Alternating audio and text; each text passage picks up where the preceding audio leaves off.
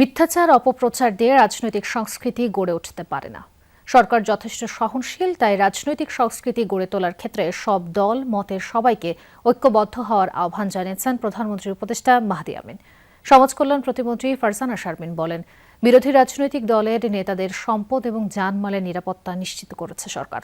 জামায়াতের সংসদ সদস্য নাজিবুর রহমান মোমিন বলেন, সরকারের সমালোচনা ও সমর্থনের বিষয়ে ব্যালেন্স রক্ষা করা বিরোধী দলের জন্য চ্যালেঞ্জ।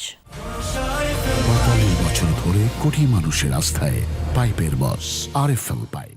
চলমান প্রক্রিয়া হিসেবে গণঅভ্যুত্থান উত্তর বাংলাদেশের রাজনীতি কোন পথে শীর্ষক সেমিনারের আয়োজন করে alliance for multidisciplinary research and analysis. রাজধানীর ২০ মিলনায়তনে এই সেমিনারে বক্তারা দেশের রাজনীতির নানা সংকট তুলে ধরেন। রাজনৈতিক নিয়োগ হয়, কিন্তু আপনি যোগ্য লোককে নিয়োগ দেন, অযোগ্য লোককে নিয়োগ দিলে তো হবে না। আমরা কি সব জায়গায় যোগ্য লোকের নিয়োগ দেখছি? সেটা কিন্তু দেখছি না। সেই সমস্যাগুলো আমাদের সমাধান করতে হবে। প্রতিহিংসা পরায়ণ কোনো যেটাকে বলি রাজনৈতিক নিপীড়ন বা দমন গত ৬ মাস সম্ভবত এই পরীক্ষায় বাংলাদেশ অনেকখানি এগিয়েছে। সরকারের পদক্ষেপের সমালোচনা আর সেটির উত্তরও উঠে আসে বক্তব্যে। আমরা যখন কনস্ট্রাকটিভ রাজনীতি করতে যাই তখন বলা হয় কুসুম কুসুম বিরোধী দল, আবার যখন রাস্তায় কর্মসূচি দেওয়া হয় তখন বলা হয় যে এখানে হানাহানির রাজনীতি আবার ফিরে আসছে। এই যে ব্যালেন্সটা আমাদেরকে মেনটেন করতে হয়, সেই মেনটেন করা কিন্তু অনেক একটা চ্যালেঞ্জের বিষয়। যিনি দেশ পরিচালনা করছেন, সরকার প্রধান আছেন, তার কথাবার্তা বক্তব্য বিবৃতিতে আপনারা দেখেছেন, যেখানে সংসদে আগে দাঁড়ালেই খিস্তিকেওর হতো, গালাগালি হতো, এখন সেগুলো হচ্ছে না।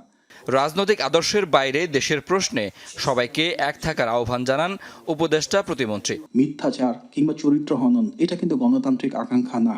সুতরাং আজকের যে রাজনৈতিক সংস্কৃতি সেটা এককভাবে কোনো রাজনৈতিক দল গড়ে তুলতে পারবে না। প্রতিটা রাজনৈতিক দল যারা গণতান্ত্রিক আকাঙ্ক্ষাকে ধারণ করে সবাইকে মিলে একসাথে গড়ে তুলতে হবে। প্রতিহিংসাটাকে বয়ে নিয়ে যেতে আমরা দেইনি।